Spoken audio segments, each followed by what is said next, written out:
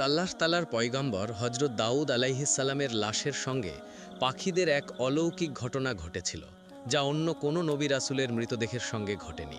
দাউদ আলাইহিসাল্লামের মৃতদেহের সঙ্গে পাখিদের সেই অলৌকিক ঘটনা বিস্তারিত আকারে তুলে ধরব ইনশাআল্লাহ। হজরত দাউদ আলাইহিসাল্লাম যখন রাজকার্য পরিচালনা করতেন অথবা কোথাও সফরে যেতেন, তিনি তার অন্দরমহলের দরজা বাহির থেকে আটকিয়ে যেতেন, আর তার অন্দরমহলের ভিতরে তার স্ত্রীগণ থাকতেন। এমনই একদিন দাউদ আলাইহিসসালাম তার অন্দরমহলের দরজা বাহির থেকে আটকিয়ে কোথাও সফরে চলে গেলেন। এদিকে অন্দরমহলের ভিতরে দাউদ আলাইহিসসালামের স্ত্রী খেয়াল করলেন সেখানে একজন ব্যক্তি দাঁড়িয়ে আছেন। দাউদ আলাইহিসসালামের স্ত্রী তাকে জিজ্ঞেস করলেন, কে আপনি? আর আপনি এই অন্দরমহলের ভিতরে ঢুকলেন কি করে? আপনি এক্ষুনি এই অন্দরমহলের ভিতর থেকে বের হয়ে চলে যান, তা না হলে আমার স্বামী যদি সফর থেকে ফিরে আসে এবং আপনাকে দেখে, তাহলে আমার স্বামী অনেক রাগান্বিত হয়ে যাবে।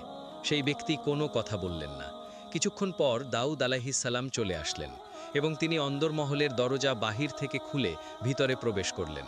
দাউদ আলাইহিসসালাম অন্দরমহলের ভিতরে ঢোকার পর তার স্ত্রী তাকে বললেন, কোনো একজন ব্যক্তি অন্দরমহলের ভিতরে প্রবেশ করেছে এবং আমি তাকে অনেকবার জিজ্ঞেস করেছি, সে আমার প্রশ্নের কোনো উত্তর দেয়নি।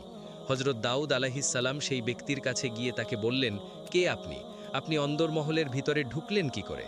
অন্দরমহলের দরজা জানালা চতুর্দিক থেকে বন্ধ করা, তারপরও আপনি এখানে ঢুকলেন কি করে?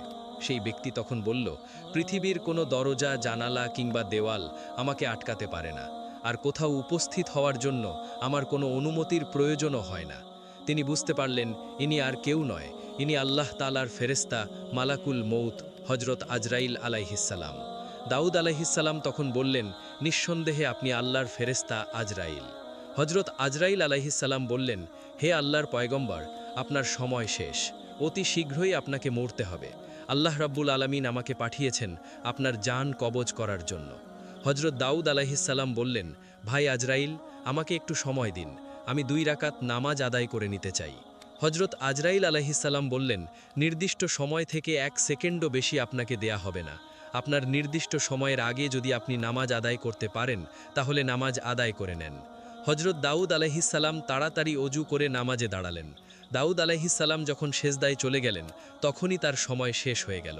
মালাকুল মৌত আজরাইল হজরত দাউদ আলাইহিসসালামকে সেজদারত অবস্থায় তার রূহ কবজ করে নিয়ে চলে গেল।